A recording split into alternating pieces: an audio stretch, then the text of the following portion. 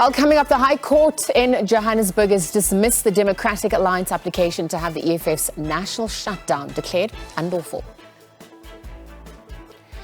And on the international front, International Criminal Court judges have now issued an arrest warrant for Russian President Vladimir Putin for alleged war crimes in the Ukraine. A very good afternoon. If you've just joined us, we are live from our studios in Auckland Park, Johannesburg, and you are watching the Weekend Review. On that note, let's take a look at some of those big stories that have come out of the week and have made headlines, also kept South Africans talking.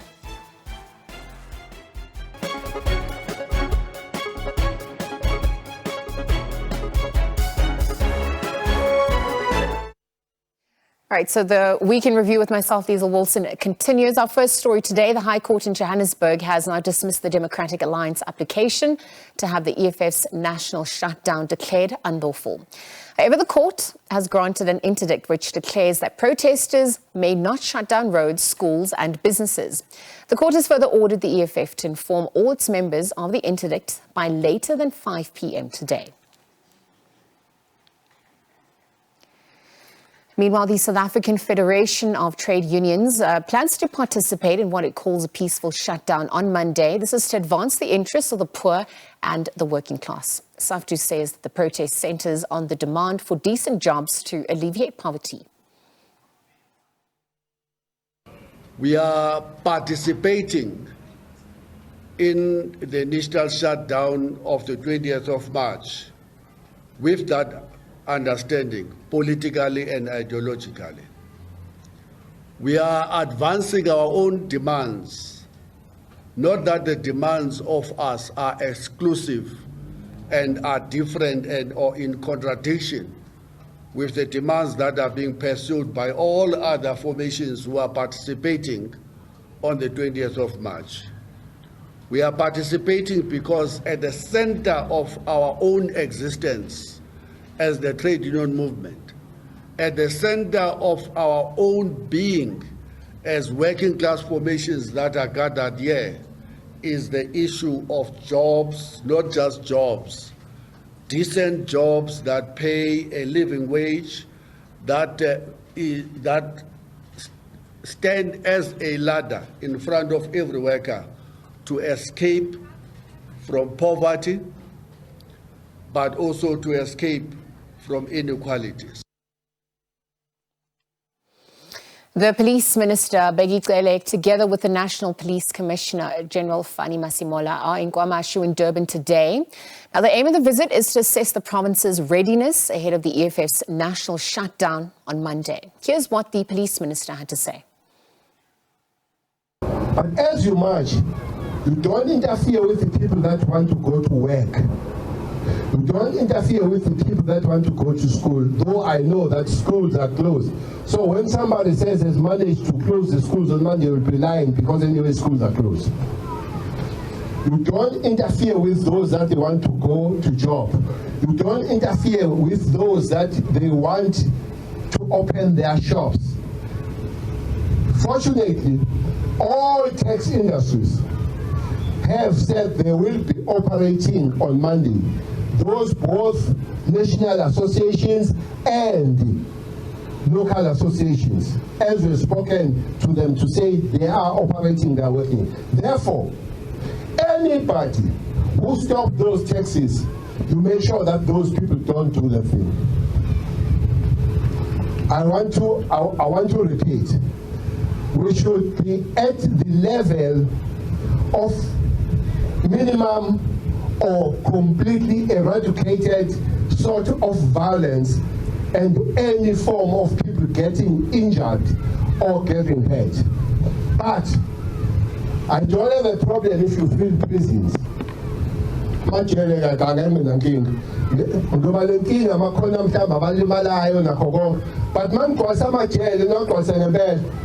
any party that breaks the law is got accommodation, is got the new home. That's a prison. It's not your problem that prison will be full if they need to be filled them. The police. If they don't have a space to sleep, no problem if they sleep standing. Well, they see how they wash in the morning and all that. Because The last portion of the Constitution that the Commission read says you must uphold and enforce the law. So we are not here to massage the law. We are here to enforce the law. And any and everybody that understands that gets out of the law must know what the Constitution of the country is saying. The law must be enforced and the law must be upheld. But more than any other thing, the beginning of what you read, you must prevent and combat. Work hard that you prevent and combat. This province, especially this region of police in this district, where there are 42 stations at Tshwane, was hit hard by 21st. We're not saying we expect that, but for us to make sure that it doesn't happen, we must be there. And anybody that gets out of the way, anybody that gets out of the peaceful march, anybody that destroys property, anybody that begins to tramp on the rights of other people, those people are breaking the law. And the Constitution said you will enforce the law. Therefore, as you started, yesterday we are going on until the 21st, and we reassess, we take it from there.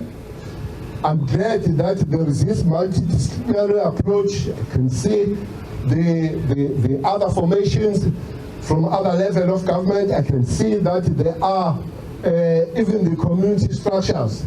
We have spoken to community structures. Many South Africans, they say anybody that threatens them is doing nonsense. Anything that is out of the normal, what the law allows, what the Constitution allows, is nonsense. And don't make sure that you don't stop anything to stop that nonsense. But when people do things within the law, make sure that themselves are protected. But protect those that they think they have the right, supreme right than other people, they must not find the way, because you'll be there. So your job is to protect the limb, protect the life, and protect the property, and make sure that everybody works within the law.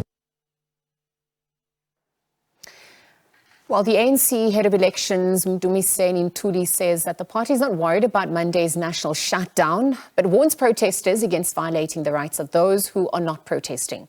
Ntuli was speaking earlier ahead of the ANC President Cyril Ramaphosa's consultation with civil society at the Johannesburg City Hall.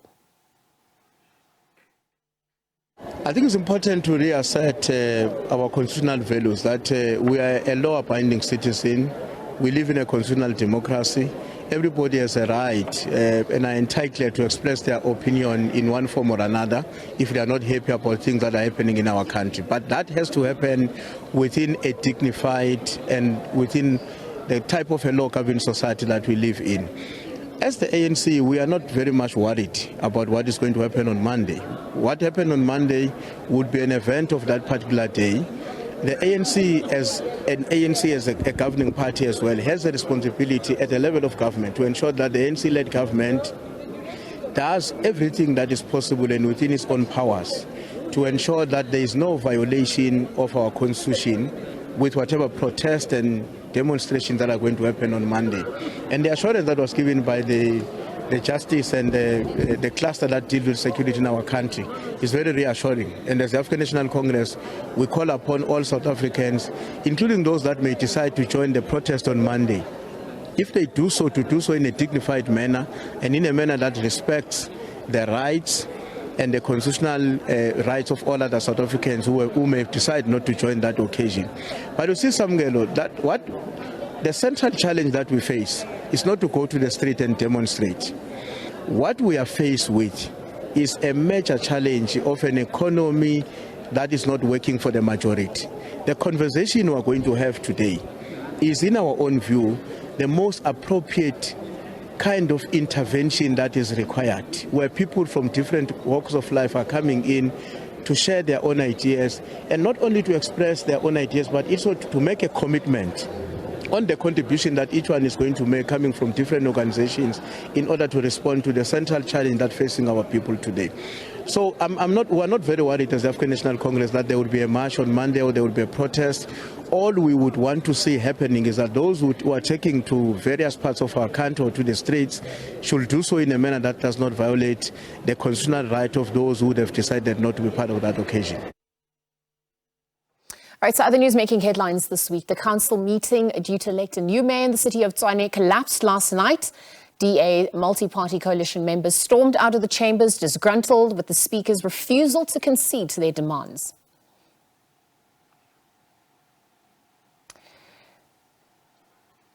In his maiden council sitting, the speaker was confronted with the termination of the membership of 2 Action SA councillors. This followed an investigation into allegations that they had defied the party and voted for the mayor, former mayor Murungwa Makwarela.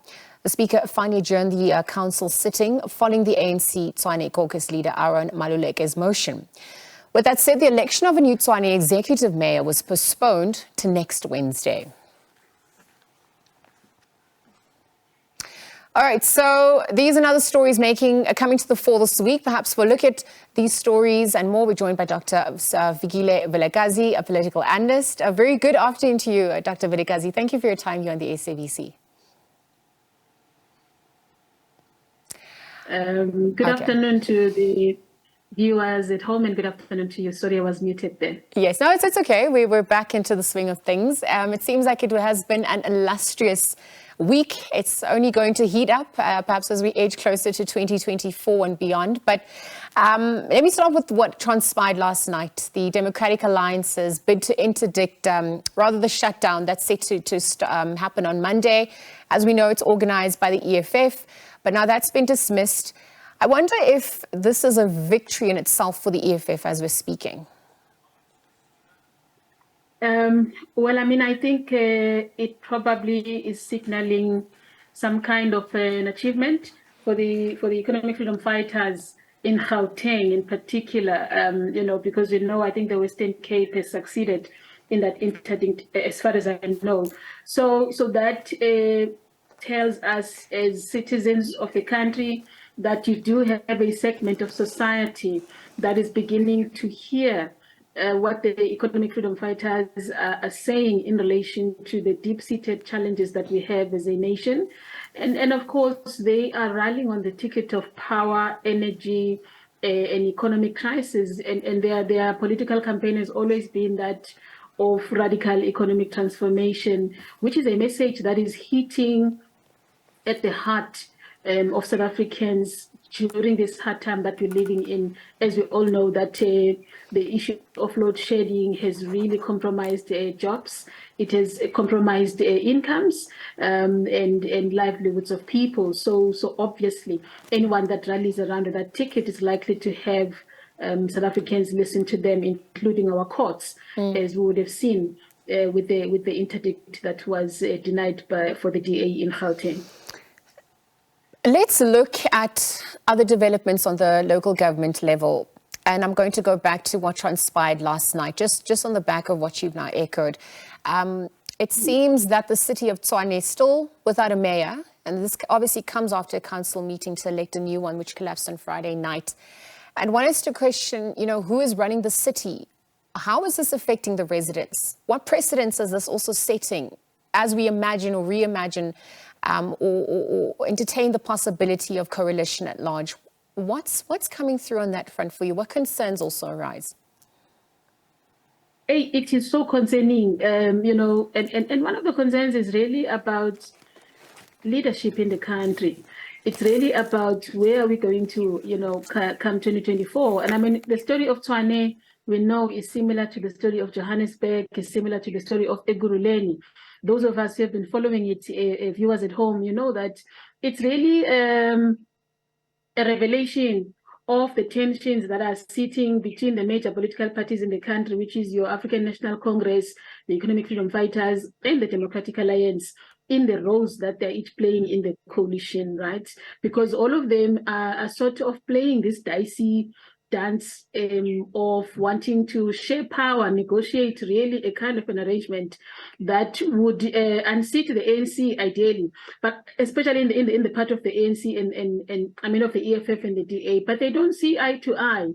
And also we've seen how then the EFF has resorted to negotiating with the African National Congress to say, we do need to have some kind of a partial arrangement with you, and in the absence of that, we are not going to be able to support you. And that is what we are seeing in Tshwane as a result. So we have been having, councillors coming in and out, mayors coming in and out, and so on. And what I'm hearing on the grapevines is that there is a conversation within the ANC and the African and the economic freedom fighters to probably do what they've done in Johannesburg, to bring in somebody from the minority, so those are all the things that are happening there. And it's really a troubling situation in that you can see that this conversation about power sharing and coalition building is not a well thought through political engagement. I think it's something that is really happening deeply at an emotional level. And more so, I think, at a power mongering level, because everybody just wants to have a seat. Everybody just wants to support a mayor, deploy a mayor, sponsor a mayor, even if it is a token mayor, at the interest of making sure that they sustain the metro, And the ANC was marching against the DA yesterday, precisely for these issues. So it's all of that. And I mean, Tshwane is a metro, unfortunately, that we have seen also is surrounded by issues of corruption, allegations of corruption against the DA-led candidates. So there are those things, and everybody then wants to show, for instance, the ANC wants to reveal to the public to say, we are not the only corrupt party. The Democratic Alliance, also doesn't have a very good image as it is preached into South Africa, and so on. Once all of that is happening, right, service delivery is being compromised. Exactly. And generally, Gauteng, as a province, is troubled in that regard, because you can see issues of water shortages arising within Gauteng. Issues of electricity and darkness are also increasing, and none of the political leaders who are engaging in these coalition conversations are really putting that at the top of their agenda. So that for me is something that is troubling, and unfortunately, it looks like we're a few months towards 2024 elections, and there is no sense of direction in terms of a framework that will assist political parties to be able to really handle these power sharing arrangements and conversations much better than what we see, in a manner that at least centers the citizen and centers issues of service delivery. Yeah. And I think that's a lot of the concerns that have now come to the fore, as you mentioned, particularly as we head into 2024. I think in the interest of time, because there are so many other stories that I want to look at, it was also obviously the fact that the city of Tshwane actually wants to approach the Hawks to probe the former mayor. But there's also talks of recouping the money, saying that there is overwhelming evidence for that. But I think as we move away from that story, I just want to also look at Gauteng province at large. We heard about the report released by the Health Ombudsman at the Rahima Musa Mother and Child Hospital, where it was deemed, filthy. And it was also, let me just get the facility recommend that, and the CEO needs to also be removed from their position. There was questions about the infrastructure at large, maintenance, etc. We begin to see, failure on that part as well. How would you also say that's reflective of some of the systemic issues that we haven't begun to tackle? Yeah, Lizel, I can tell you the issue of the Department of Health in Gauteng does not start with Rahima Musa's hospital. Yes. The Health Ombudsman had done this work when we were dealing with life epidemic. People would remember around 2015, 2016, we had a chaotic situation where I think it was under the MEC at that time, if I'm not mistaken, where people with disabilities were housed in non-governmental organizations that had no capacity to be able to handle, those kinds of patients. And a report also of the Ombudsman at that time went into Rahima Musa's hospital around issues of pregnant women, issues of filth, issues of just the capacity of Rahima Musa's hospital to handle patients. And that report already by 2017, Lizel, was showing that there are glitches, right, in terms of just management. And I think it's a range of issues there that we are seeing happening. Rahima Musa is a hospital that is managed by a medical doctor. Yes, the chief executive officer is a professional doctor. He's a pediatrician, I think, and she does have expertise in terms of dealing with children and mother, issues. But the issues that are glaringly visible to us are issues of management and lack of fit thereof, and are issues of political leadership and political will to be able to lead the health agenda of the country into a certain direction for the benefit of citizens and to protect the right of patients to have better health and access to health, right? Yeah. So there's that. There's an element that even if you have a medical doctor managing, as a chief executive officer, Rahima Musa, does she have the exact skills that are needed? Does she have leadership skills to be able to manage the facilities at the hospital? Can she manage issues of procurement to make sure that maintenance is done at the hospital? Can she manage even human resources to make sure that staff is really motivated to be able to do the work and enjoy what they are doing? But also, does she have the skills, besides being a medical doctor, to be able to look at issues of the constitutional rights of patients so that mothers don't have to sleep on the floors, when they come to hospital, issues of making sure that sanitation at hospital, we are hearing that there are blockages in the toilets there. Those things do not need to happen in a health facility, Yes. and talk less of happening elsewhere in South Africa. But those things are happening under her leadership. And then there's that element of public leadership, right? Public administration, which is glaringly lacking. But it's a symbol of what is happening at a higher level in terms of political leadership in the country. If you look at national government has been struggling with the public service administration portfolio. For a very long time, we had no minister, right, that has been guiding government in terms of how to improve public service delivery in our facilities, including health facilities. Recently, in this reshuffle, the president brought someone who can assist us to do that, but that person is busy now being dragged into issues of scandals around just her qualifications to be able to play that role. So there is that. Do we have political leadership to assist people like your chief executive officers in these structures of implementation, like hospitals, when we have CEOs who really need strong political leaders behind them, to be able to do this work? Recently, I think we have now in Gauteng, Upanyaza Lesufi, who has just become a premier. And I think the questions are that, what has been the role of the premier before Panyaza came in the issues of addressing Rahima Musa's challenges? The ombudsman is not speaking about these issues only now. These issues have existed since 2017, perhaps even before. So we have known this. The premier before Panyaza, what have they done, right, to support this? You already learning problems, Lizel, that the CEO needs support, needs guidance, needs oversight, perhaps also skills to be able to manage that hospital in a manner that a health facility should be managed. And Dr. Vilakazi, just for the interest of time, I completely agree with you. I think also when one has to look at what's going to come about with the phasing in of NHI as well, given the dynamics that are happening on a local, provincial and national level, there's a lot of questions. You can see how the various stakeholders raising their concerns will obviously also question whether this is something that can be implemented in the manner that serves the people, the tax-paying citizens as well. But I just want to also look at another story before we wrap. Nehau, having now suspended its strike, this obviously follows that new offer by the employer. Do you think it's a sustainable one by government at this point? The revised offer for 2023-2024 is now at 7%. It's up from that initial 4.7%, which was tabled last month. How do you think this is also impacting, labor, relationships with unions? We're seeing the EFF's march on Monday, how, SAFTU's now also come in to join. What's emerging on that front? Lizel, we are going towards elections. The relationship of the tripartite alliance has been dwindling.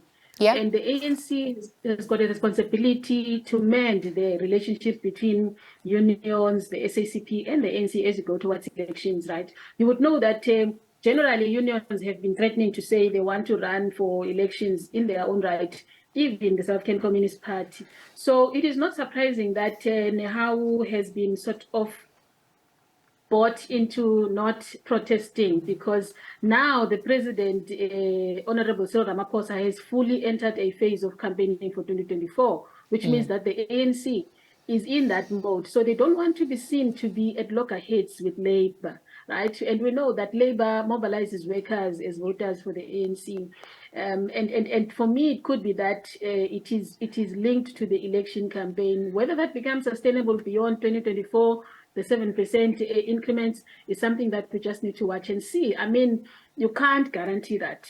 And I'll tell you why I'm saying that, Lizelle. We have seen how government has rolled back in terms of just workers' increments in the past, especially during COVID, where they could not even give 1% increments in certain instances, or so they do have that tendency of making these commitments closer to elections and then roll back afterwards. Yeah. So I suspect that this may not be immune to that, and of course, because Labour itself has become divisive or divided in the country. SABC is now, dancing and sleeping in the same bed with the economic freedom fighters. It's a threat to the ANC. So they need to try and keep as much as possible the relationships that they have with some of the labor movements who are associated with the ANC in the country, because they, as much as they show a face of unity on the public domain, I can tell you internally, there are highly deep-seated divisions in terms of the direction that the country should be taking, in terms of the direction that the alliance should be taking. And I think the decision then to increase to 7% perhaps is also influenced, at the level of NEDLEC, and by those kinds of dynamics at a political level. Sure, there's lots of interesting dynamics that are set to unfold, and questions that we await answers to. So for now, though, we'll have to leave the conversation there. Thank you for your time. Thank you for weighing in on some of those top stories making headlines. Dr. Fikile Velekazi, political analyst, again weighing in on some of those top stories for this week. Let's take a quick ad break. We're going to continue with more news upon our return. We'll be right back.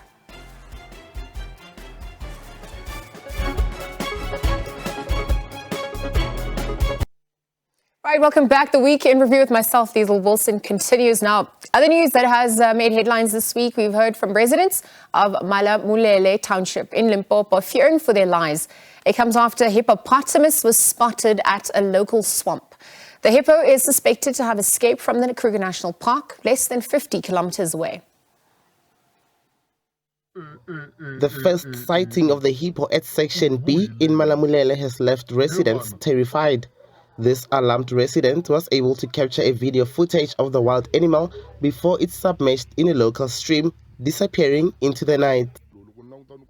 The day before yesterday, when I was driving between 8:30 and 9 p.m, I happened to spot the animal. At first I thought it was a cow, but then I was shocked as I approached, and then I realized that it was in fact a hippo. Another resident who also caught a glimpse of the animal was left in a state of disbelief.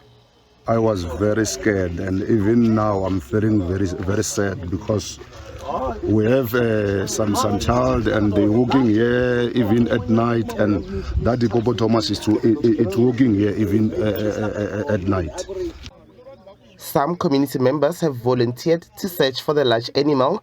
They suspect it could have migrated from the nearby dam. Community members are seeing it every day, but it's so difficult to catch it, because this minute someone will see it on the other side. When we run to that position, it's no longer there, it has disappeared. There's a dam at Makuleke village in this river, so I think it's coming from that side, because there's a lot of hippos that side. Rangers have been deployed to the area. Our nature conservation officials have been deployed to the area to confirm its presence and ultimately capture it. But as the department, we are making a clear call to the members of the community to report incidents of stray animals to our nature conservation offices, but to also refrain from getting closer to wild animals as they are deemed dangerous to their lives. Communities closer to the swamp have been warned to remain vigilant as the hunt for the hippopotamus is still ongoing. Katlehonyoni, SABC News, Malamulele. Well, let's continue to monitor and see the developments that come out of that story. Perhaps to another story now. We've seen the 3-day Mahikeng Cultural Music Festival is envisaged to boost the economy of Mahikeng as well as SMMEs. It began yesterday with thrilling performances from local and national artists, where scores of businesses in the province have now been struggling to recover from the impact of COVID-19, which of course saw some closing doors permanently, whilst having others having to fight to stay alive and to stay afloat, rather. So organizers say that they're expecting the venue to be packed to capacity this weekend with enthusiastic music lovers from across the country and neighboring countries like Botswana. Song and dance.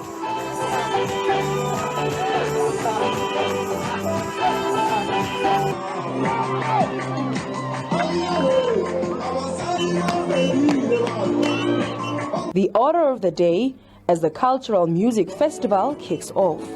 For these traditional music artists, there could not have been a better way to kick off the event.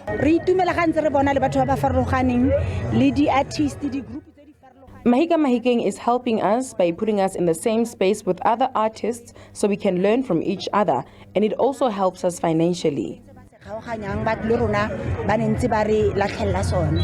This Mahikeng, it helps us because it sponsored us with breakfast, lunch, and it also gives us money.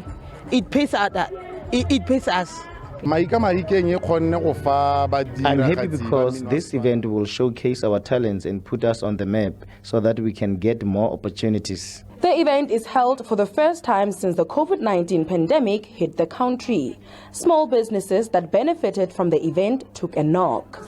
The Provincial Department of Economic Development says the event brings great economic spin-offs. We lost and even our SMMEs, some of them even today, they are not being able to come back. This event boosts the economy of Mahikeng because even the people from Botswana are coming, even the people from Gauteng are coming, even I think people across the country are coming to see Mahikeng. Small businesses are grateful for the opportunity. We as young people, we've been actually recruited by Ms. Philippine Kambula to keep ourselves busy, to uplift us, and to also help us to, drift away from that effect that we endured from COVID, because we have actually been in a stagnant period where business was not doing quite well. I completed my degree at 2018, so I've been unemployed for 4 years. So it's a struggle because the rate of unemployment is just on another scale. So I'm hoping that this event will help me to establish my business so that the people of Mahikeng will support me so that I grow big. The 3-day music festival will feature music genres such as gospel, jazz, and amapiano. Silwane Khachau, SABC News, Mahikeng.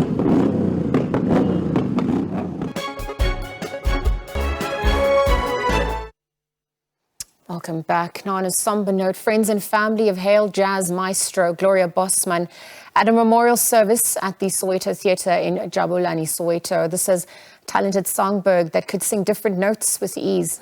They're paying a tribute to 50-year-old Bosman, who passed away on Tuesday after a short illness. Her debut album titled Tranquility scored her a SAMA Award for the Best Newcomer, whilst the self-produced second album, The Many Faces of Gloria, also earned her several nominations.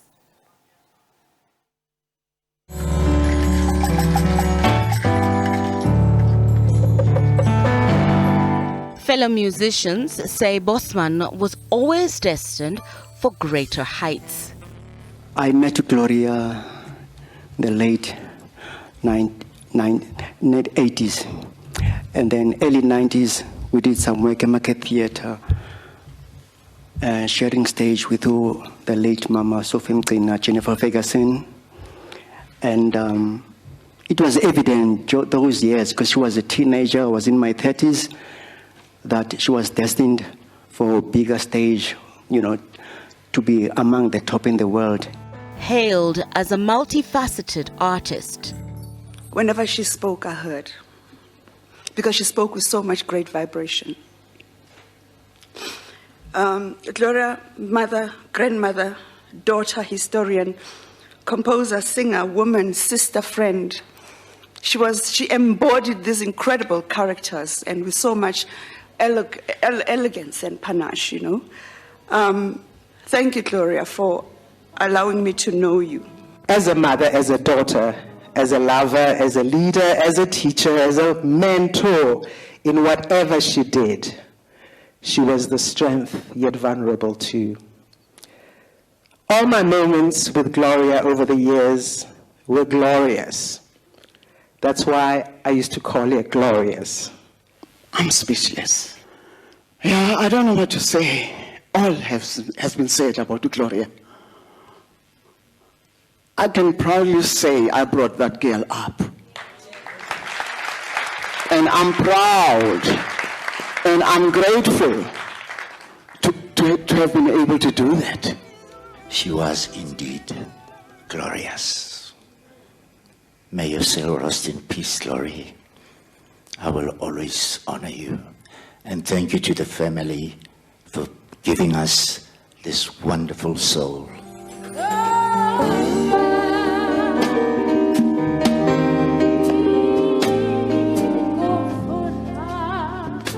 Friends say Bosman was the leader of the pack. That's just how powerful and how much Gloria was loved, such that other talents would sacrifice their own blood for Gloria. Her family, still inconsolable. May her spirit live on. May she continue to soar. And on behalf of the entire family, friends, and beloved, kindly accept our deepest gratitude. We thank you, every team, individual members, the host, the organizers, colleagues, to everybody that is present in paying your last respects to our ray of sunshine.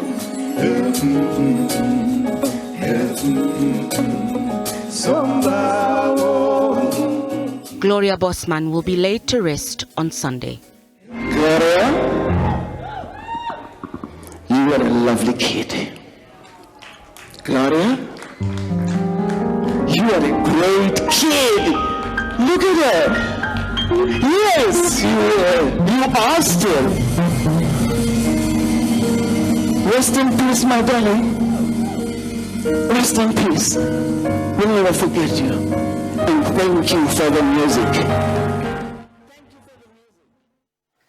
May her soul rest in peace. Perhaps as we take a look at other news of national importance, Eskom has now welcomed a decision by Forestry, Fisheries and Environment Minister Barbara Creecy to grant an exemption from certain environmental requirements needed to amend its atmospheric emission license. The power utility wants to build a temporary stacks at Kusile Power Station before the end of the year, which it hopes will reduce load shedding by 2 stages. Eskom brought an urgent application to build the stacks at Kusile Power Station as a temporary solution. It will give the power utility a chance to repair a damaged stack at Unit 1 that's affected other units. Eskom says it hopes repairs will be completed by December next year. This is following the failure of the Unit 1 flue gas duct on the 22nd of October 2022.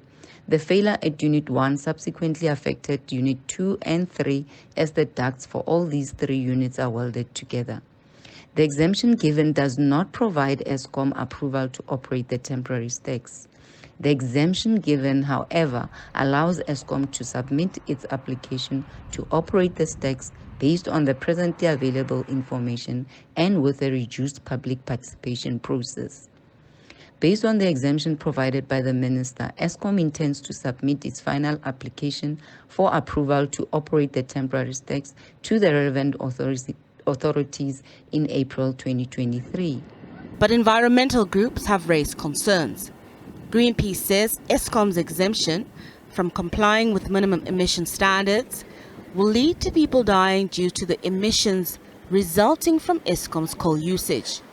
Greenpeace says it will also result in increased sulfur dioxide emissions for the next 13 months. Thousands of people die every year because of the emissions that result from Eskom's toxic addiction to coal. That has not changed in recent years. What has changed is that the South African government has been so inert and ineffective that they've allowed load shedding to become a crisis. Now, in the name of their own inadequacy, they will put more lives at risk in communities that are already beaten down by the coal industry.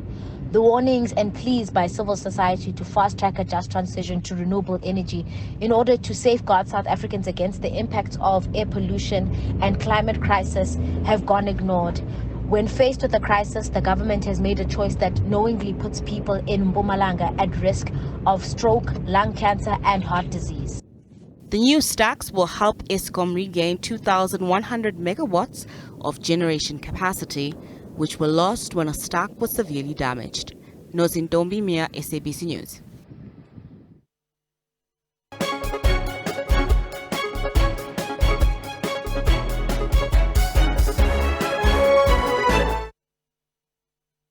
Die Karee-dam in die Handtamstreek in die Noord-Kaap is kurkdroog. Die dam is afhanklik van winterreën, maar verlede jaar het die reën weggebly. 10 boorgate verskaf tans water aan die gebied, maar beurtkrag kniehalter die voorsiening. Maar hoe groot is Suid-Afrika se waterprobleme? Watter rol speel droogtes en 'n gebrek aan instandhouding van infrastruktuur? Dis die week in fokus. Kykstof wat saak maak. Woensdag aand om 7 net op SABC 2. We therefore need to redefine the way. I'm sorry about that. There's a generator to kick back just in a second. I am sorry about that. This continues to be our biggest challenge, as you all know. This latest stage 6 load shedding has been taking a toll on my mood and my business.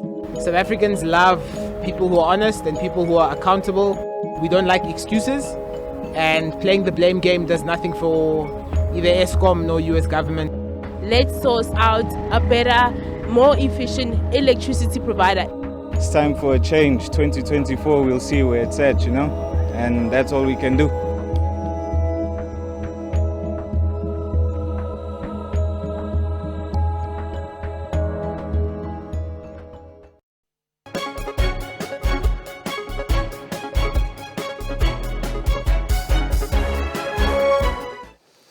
Welcome back. Let's take a look at news-making headlines further afield now. International Criminal Court judges have issued an arrest warrant for Russian President Vladimir Putin for alleged war crimes in the Ukraine. The Hague-based court claims that Putin is responsible for the unlawful deportation of children and the unlawful transfers from occupied areas of the Ukraine into the Russian Federation.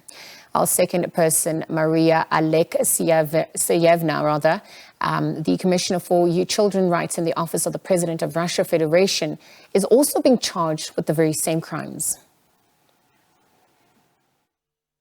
The ICC says the pre-trial chamber has found that there are reasonable grounds to believe that both President Putin and Ms. Belova bear responsibility for the war crime of unlawful deportation of children and that of their unlawful transfer from occupied areas of Ukraine to Russia. The International Criminal Court has issued 2 warrants of arrest in the Ukraine situation. For Vladimir Putin, President of the Russian Federation, and for Maria Belova, Commissioner of the Russian President for Children's Rights, for the alleged war crimes of deportation of children from Ukrainian occupied territories into the Russian Federation. The ICC says there are reasonable grounds to believe that both accused bear individual criminal responsibility for the aforementioned crimes and for having committed the acts directly or jointly with others and for failure to exercise control over civilian and military subordinates who committed or allowed these acts. This is an important moment in the process of justice before the ICC. The judges have reviewed the information and evidence submitted by the prosecutor and determined that there are credible allegations against these persons for the alleged crimes. The ICC is doing its part of work. As a court of law, the judges issued arrest warrants. Their execution depends on international cooperation.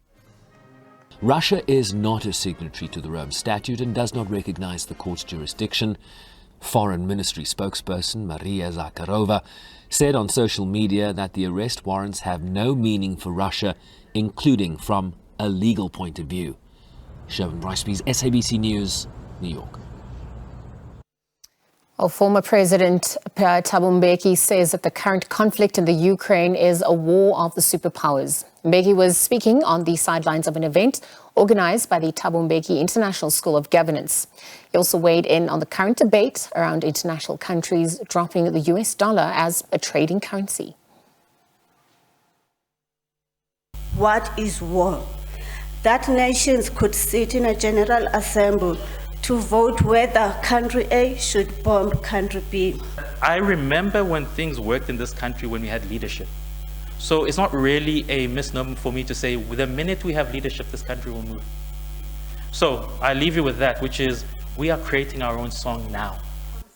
It has become a tradition for former President Thabo Mbeki to take time twice a year to engage with students and academics from the Thabo Mbeki African School of Public and International Affairs. And those who attended engaged the former president on a range of current global issues. It's clear that the conflict in Ukraine is in many respects a conflict between the US and the Western countries against Russia.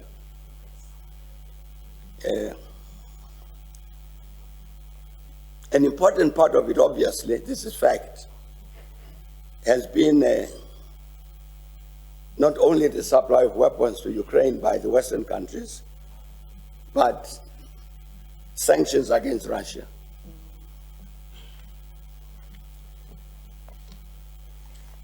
And so some of the, as we've all seen, that effort to impose sanctions on Russia and have it isolated economically globally hasn't worked.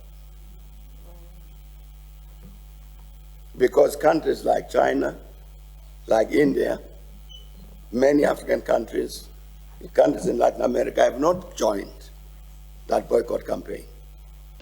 The United States of America has imposed sanctions against Russia. The use of the dollar as an international reserve currency. It's clear, this is part of what is happening, that many countries are saying, in order to avoid this consequence of the imposition of sanctions by the United States, on the basis that you are using their currency, in order to avoid the consequences of sanctions that arise from that, let's walk away from the dollar. And hence there's a global discussion taking place about that, and some of it is bilateral. When Russia trades with China, there's no reason why they must use dollars to exchange, none. I saw that even India is saying the same thing. So globally, there's a discussion that is taking place to say we must find alternative means of trading among ourselves and not subject ourselves to the situation where there's one currency in the world which becomes a global reserve currency, because it gives the country that is the issuer of the money, that's the United States, it gives it the power to impose its will on everybody because you are depending on the dollar. On the current conflict in the eastern DRC, the former president says the M23 rebels and the DRC government must respect the ceasefire and engage in peace talks. President Kenyatta, as that envoy, is very, very determined that they must intervene in the Congo, as he is doing, in a manner that will also help in terms of the preparations for the next elections. Sophie Mkwede, SABC News, Johannesburg. Well, that's where we're going to leave it for you today. Thank you very much for tuning in. On the back of that, of course, tomorrow we take a look at what's to come in the week ahead. But from myself, Liesl Wilson, and the rest of the team, until then, take care and it's goodbye for now.